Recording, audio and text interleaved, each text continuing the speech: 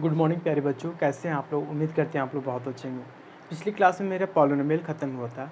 आज के क्लास में क्या करेंगे हम लोग, रियल नंबर वास्तविक संख्याएं जो होती है उससे हम लोग स्टार्ट करेंगे।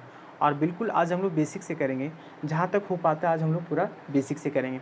अगली क्लास में क्या करेंगे, जो बचेगा इसके पढ़ाने के बाद जो भी बचेगा उसको हम लोग कंप्लीट करेंगे। फिर हम लोग अच्छे अच्छे सवाल की ओर आगे बढ़ेंगे। तो सबसे पहले हम लोग जानते हैं कि रियल नंबर क्या होता है। रियल नंबर जानने से पहले हम लोग इमेजिनरी नंबर जानेंगे, काल्पनिक संख्याएं क्या होती है। तो देखिए, संख्याएं भी जो होती है ना, नंबर जो होती है उससे हम लोग क्या करते हैं, दो पार्ट में बांटते हैं। एक रियल में बांटते हैं, एक इमेजिनरी में बांटते हैं। इमेजिनरी नंबर जो होता है ना, इमेजिनरी नंबर जो होता है, थोड़ा बड़ा लिखते हैं।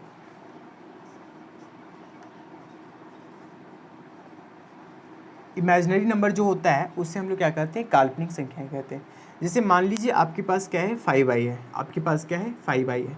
आई जो होता है ना, इमेजिनरी नंबर का नोटेशन होता है। आई से हम लोग क्या कर सकते हैं, पता कर सकते हैं कि कौन संख्या इमेजिनरी नंबर है। ठीक है, अब 5i, अब 5i का स्क्वायर अगर आप कीजिएगा ना, 5i का आप स्क्वायर कीजिएगा तो इसका जो रिजल्ट बनेगा वो क्या बनेगा, -25 -25 बनेगा।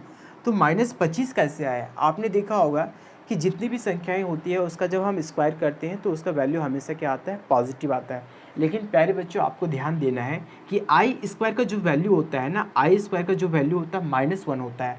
जब आप यहाँ पे स्क्वायर करेंगे तो 5 का स्क्वायर आपका 25 हो जाएगा और आई का स्क्वायर आपका -1 हो जाएगा। तो 25 इंटू -1 जब मिलेगा ना तो क्या बना देगा, -25 बना देगा।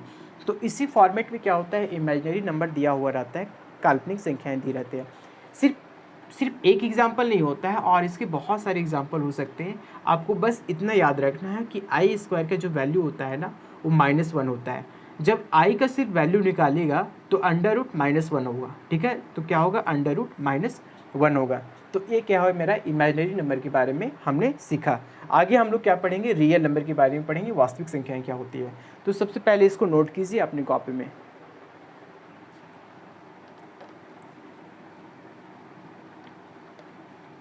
रियल नंबर क्या होता है, वैसी संख्या है। ठीक है, रियल नंबर क्या होता है,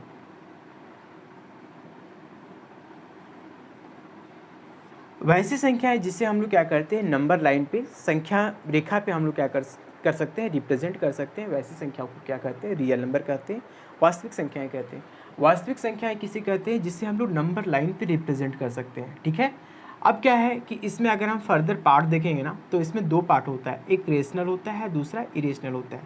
रेशनल होता है, दूसरा इरेशनल होता है। इरेशनल होता है। रेशनल किसे कहते हैं, परिमित संख्या, परिमित संख्या किसे कहते हैं। ठीक है, और इसका हिंदी नाम होता है अपरिमेय। चूँकि क्लास जो है ना वो आपका बाइलिंगुअल चलेगा, इसीलिए आपको घबराने की ज़रूरत नहीं है। जो मैं इंग्लिश में लिखूंगा उसे मैं हिंदी में बताऊंगा, जो मैं हिंदी में लिखूंगा उसे मैं इंग्लिश में बताऊंगा। ठीक है, अपरिमेय संख्या, अपरिमेय संख्या। परिमित संख्या के बारे में आप पहले भी जानते होंगे कि परिमित संख्या वैसी संख्याएं होती है जिसे हम लोग P/Q के रूप में लिख सकते हैं। जिसे हम लोग क्या कर सकते हैं, P/Q के रूप में लिख सकते हैं। और इसके साथ क्या कंडीशन होता है, P और Q मेरा क्या होना चाहिए, पूर्णांक होना चाहिए। P और Q मेरा क्या होना चाहिए, इंटीजर होना चाहिए, इंटीजर होना चाहिए। ठीक है, इंटीजर में क्या होता है, 0 भी आता है, 1 भी आता है, 2 भी आता है, -1 -2 -3 सारा चलेगा। सिर्फ एक चीज़ नहीं चलेगा, क्या नहीं चलेगा, क्यू आपका 0 के बराबर नहीं होना चाहिए। क्यू आपका क्या होना चाहिए, 0 के बराबर नहीं होना चाहिए। प्यारे बच्चों, आप लोग जानते हैं कि किसी भी संख्या को अगर 0 से डिवाइड कर दिया जाए ना तो वो संख्या क्या हो जाता है, अनडिफाइंड हो जाता है। उसका एग्जिस्टेंस क्या हो जाता है, बिल्कुल ख़त्म हो जाता है। तो इसीलिए रेशनल नंबर क्या होता है, P/Q के रूप में होना चाहिए। P और Q आपका इंटीजर होना चाहिए, पूर्णांक होना चाहिए, और Q आपका 0 के बराबर नहीं होना चाहिए। जैसे आपको एग्जाम्पल देते हैं, एग्जाम्पल 5 हो गया, तो 5 का मतलब क्या होता है कि इसका जो लास्ट में जो हर होता है ना, इसका हर में क्या है, एक छुपा हुआ, अंडरस्टूड है। इसका हर में क्या है, एक छुपा हुआ है। तो इससे हम लोग क्या लिख सकते हैं, 5/1 लिख सकते हैं। और 5/1 क्या है, मेरा P/Q का रूप है। और P और Q मेरा क्या है, इंटीजर है, जहाँ पे एक मेरा 0 के बराबर नहीं है। इसीलिए हम कह सकते हैं कि 5 मेरा क्या है, एक रेशनल नंबर है। ठीक है, इरेशनल नंबर के बारे में आज हम लोग चर्चा नहीं करेंगे। जब इससे रिलेटेड हम लोग सवाल लेके आएंगे ना तो इससे हम लोग क्या करेंगे, पूरे अच्छे से हम लोग डील करेंगे। ठीक है, रेशनल नंबर के बारे में और क्या क्या पढ़ना होता है, टर्मिनेटिंग, नॉन टर्मिनेटिंग, ये सारी चीज़ जब हम लोग सवाल करेंगे ना तो हम लोग पढ़ेंगे, ठीक है। फिलहाल रेशनल नंबर क्या होता है, रेशनल नंबर जो होता है P बटा Q के रूप में होता है। P और Q उसका क्या होता है, इंटीजर पार्ट होता है, और Q मेरा 0 के बराबर नहीं होता है। एग्जाम्पल के लिए 5 हो गया, 5/1 मेरा क्या है, P बटा Q से टैली कर रहा है। यहाँ पे P और Q मेरा क्या है, इंटीजर है, 1 मेरा 0 के बराबर नहीं है, इसीलिए इसे हम लोग क्या कहते हैं, रेशनल नंबर कहते हैं, ठीक है। रेशनल नंबर बस इतना ही नहीं है, रेशनल नंबर बहुत बड़ा चीज़ है। यहाँ पे हम लोग क्या देखेंगे, इसका प्रूफ देखेंगे कि कब हम लोग रेशनल नंबर कहते हैं, दो रेशनल नंबर को जोड़ते हैं तो क्या होता है, दो रेशनल नंबर को माइनस करते हैं तो क्या होता है, ये सारी चीज़ हम लोग आगे बात करेंगे।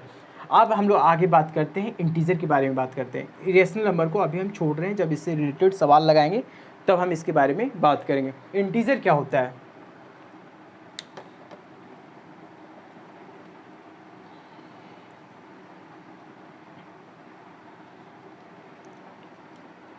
देखिए इंटीजर क्या होता है। इंटीजर, इसको हिंदी में क्या कहते हैं, पूर्णांक कहते हैं। क्या कहते हैं, पूर्णांक कहते हैं, ठीक है।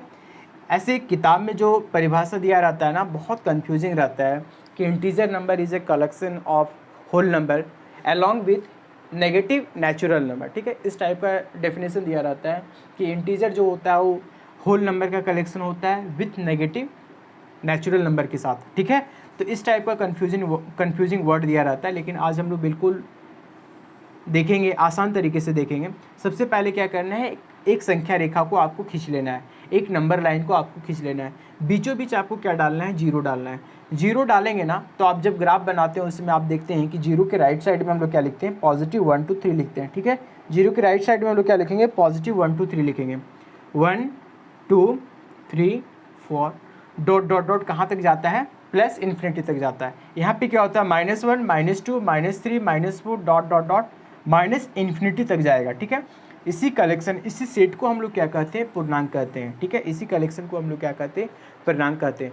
पूर्णांक में क्या होता है, 0 1 2 3 होता है प्लस इन्फिनिटी तक, और -1 -2 -3 माइनस इन्फिनिटी तक होता है। इसी को हम लोग क्या कहते हैं, पूर्णांक कहते हैं।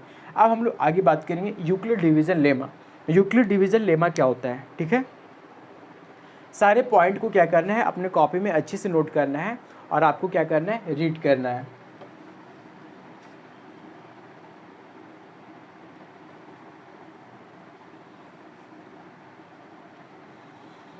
यूक्लिड डिवीजन लेमा, सबसे पहले हम लोग जानते हैं लेमा क्या होता है, ठीक है।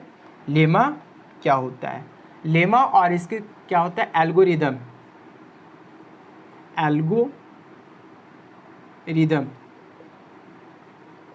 एल्गोरिदम क्या होता है, लेमा को हम लोग हिंदी में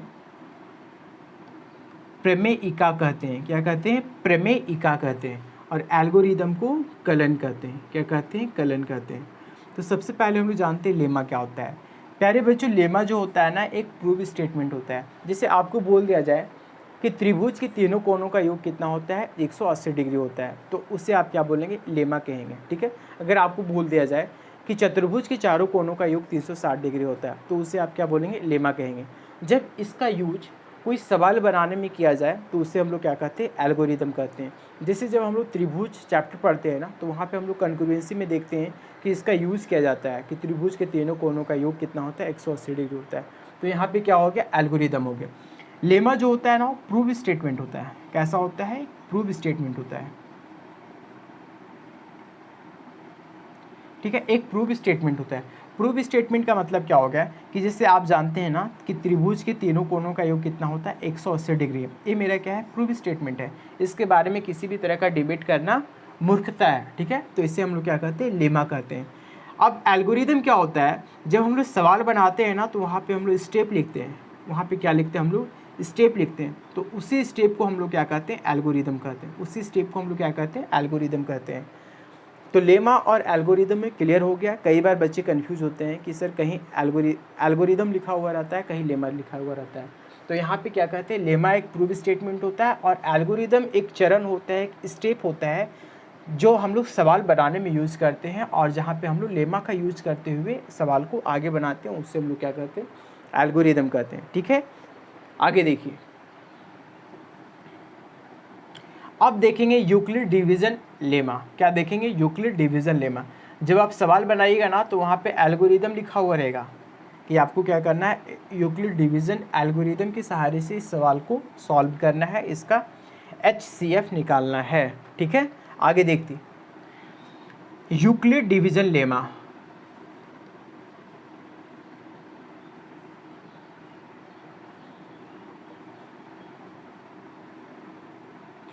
यूक्लिड डिवीज़न लेमा का मतलब क्या होता है कि यहाँ पे क्या होता है, यूक्लिड नाम के एक मैथमेटिशियन थे जिन्होंने ये सारी बातें बताई थी। ठीक है, ए और बी मेरा क्या है, ए और बी मेरा क्या है, एक पॉजिटिव इंटीजर है। क्या है, एक पॉजिटिव इंटीजर है।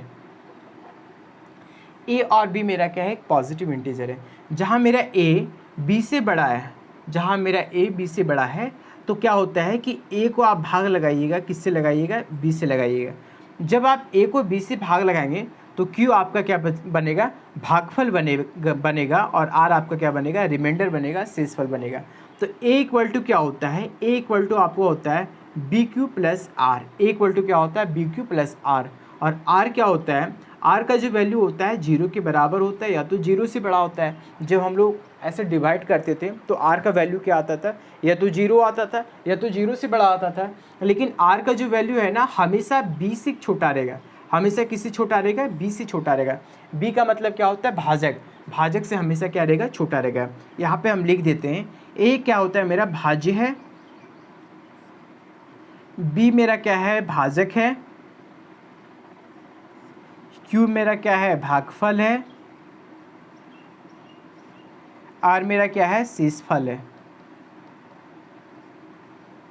इसे इंग्लिश में हम लोग बोलते हैं डिविडेंड बोलते हैं, इसे डिवाइजर बोलते हैं, इसे क्वोशिएंट बोलते हैं, इसे हम लोग रिमाइंडर बोलते हैं। ठीक है, आर मेरा क्या होना चाहिए, 0 के बराबर होना चाहिए या तो 0 से बड़ा होना चाहिए, लेकिन बी से मेरा छोटा होना चाहिए। अब क्या होता है, यूक्लिड डिवीज़न लेमा में बहुत तरह के स्टेप होते हैं, 1 2 3 4 5 ऐसा स्टेप बनता है। तो ऐसा जो स्टेप बनता है ना, एक्चुअली क्या बनता है कि HCF निकालने के लिए पूछा जाता है कि दो संख्याएं, बड़ी बड़ी संख्याएं दे दी जाएगी, उसका क्या पूछा जाएगा, ए और बी मान लीजिए दिया हुआ है, दो बड़ी बड़ी संख्याएं दी गई है, जिसका HCF निकालने के लिए पूछा जाता है। तो HCF कैसे निकलता है, इसमें जो लास्ट स्टेप होता है ना, इसमें जो लास्ट स्टेप होता है उसका जो भाजक होता है ना, वही दोनों संख्याओं का HCF होता है, हाईएस्ट कॉमन फैक्टर होता है। ठीक है, तो यूक्लिड डिवीज़न लेमा में हम लोग क्या पढ़े कि यूक्लिड डिवीज़न लेमा में दो इंटीजर है, पॉजिटिव इंटीजर है ए और बी, जहाँ पे ए मेरा बी से बड़ा है। मान लीजिए ए को हम लोग क्या करते हैं, जो बड़ा रहता है उसी को ना हम लोग भाग लगाते हैं, और जो छोटा रहता है उससे हम लोग क्या करते हैं, भाग लगाते हैं। जो बड़ा रहता है उसमें हम लोग क्या करते हैं, भाग लगाते हैं। तो ए मेरा क्या हो गया, बीच में हो जाएगा, भाज्य हो जाएगा, और बी से हम लोग क्या करेंगे, भाग लगाएंगे।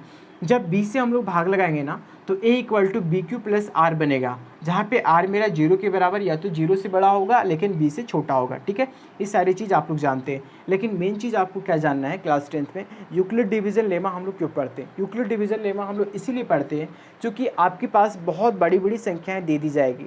आप क्या कर सकते हैं, यूक्लिड डिवीज़न लेमा से क्या कर सकते हैं, आप आसानी से उस सवाल का HCF निकाल सकते हैं। HCF क्या होता है, उसका जो लास्ट स्टेप होता है ना, उसका जो भाजक होता है, उससे हम लोग क्या कहते हैं, HCF कहते हैं। ठीक है, उसका HCF क्या होता है, जो लास्ट स्टेप रहता है उसका जो भाजक रहता है उसे हम लोग क्या कहते हैं, HCF कहते हैं। आज फिर हम लोग जानेंगे LCM और HCF क्या होता है। आप लोग शुरू से सुनते आ रहे हैं कि LCM क्या होता है और HCF क्या होता है। ठीक है,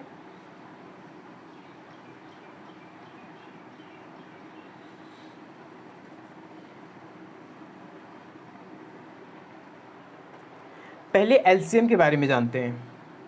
मान लीजिए आपके पास 12 है और 8 है। ठीक है, आपके पास क्या है, 12 और 8 है। तो LCM क्या होता है, LCM होता है कि लोवेस्ट कॉमन फैक्टर। LCM क्या होता है, लोवेस्ट कॉमन फैक्टर होता है, या मल्टीपल बोल सकते हैं।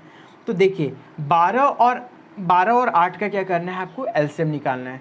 तो LCM हम लोग कैसे निकालते हैं, LCM वो संख्या होती है, LCM जो होता है वो छोटी से छोटी संख्याएं होती है जो क्या कर सकती है, दोनों संख्याओं को आसानी से भाग लगा सकती है। LCM क्या होती है कि वो छोटी से छोटी संख्याएं होती है जो दोनों संख्याओं सॉरी, वो छोटी से छोटी संख्या है जो दोनों संख्याओं से भाग लग सकती है, ठीक है, जो दोनों संख्याओं से क्या हो सकती है, भाग लग सकती है, उसे हम लोग क्या कहते हैं, एलसीएम कहते हैं। जैसे 12 है, ठीक है, 12 से आप आगे जाइएगा ना तो 12 का 12 12 24, ठीक है, आप 24 में जाके रुकेंगे। आप 24 में जब जाके रुकेंगे ना तो आप देखेंगे कि 12 भी 24 को काट दे रहा है और 8 भी मेरा क्या कर रहा है, 24 को काट दे रहा है। इसका मतलब 12 और 8 का मेरा एलसीएम क्या हो गया, 24 हो गया। तो एलसीएम क्या होता है, वो छोटी से छोटी संख्या है जो दी गई संख्याओं से आसानी से कट जाए, जो दी गई संख्याओं से आसानी से कट जाए, उसे हम लोग क्या कहते हैं, एलसीएम कहते हैं, ठीक है।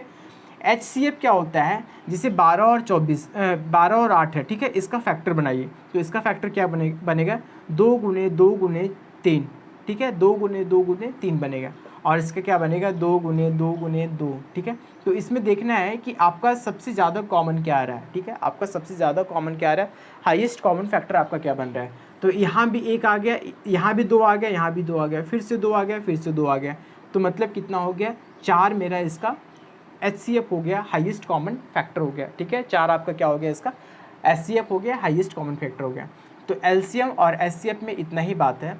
एलसीएम जो होता है ना, वो आप क्या होता है कि छोटी से छोटी संख्याएं जो दी गई संख्याओं से क्या कर भाग लग जाए, ठीक है, जो दी गई संख्याओं से आसानी से भाग लग जाए, उसे हम लोग एलसीएम कहते हैं। और एचसीएफ क्या होता है कि उसमें जो हाईएस्ट कॉमन फैक्टर है, दो दी गई संख्या है ना, जब इसका आप क्या कीजिएगा, फैक्टर फॉर्म में लिखिएगा, तो आपको देखना है, चेक करना है कि इसमें हाईएस्ट सबसे ज़्यादा कॉमन क्या आ रहा है। तो इसमें सबसे ज़्यादा कॉमन क्या आ रहा है, 4 आ रहा है, तो 4 इसका क्या हो गया, एचसीएफ हो गया, ठीक है। तो आज के लिए इतना ही, और जो भी टॉपिक बचा हुआ उसको हम लोग कल करेंगे, फिर हम लोग सवाल को लगाएंगे, ठीक है। आज के लिए इतना ही, गुड बाय।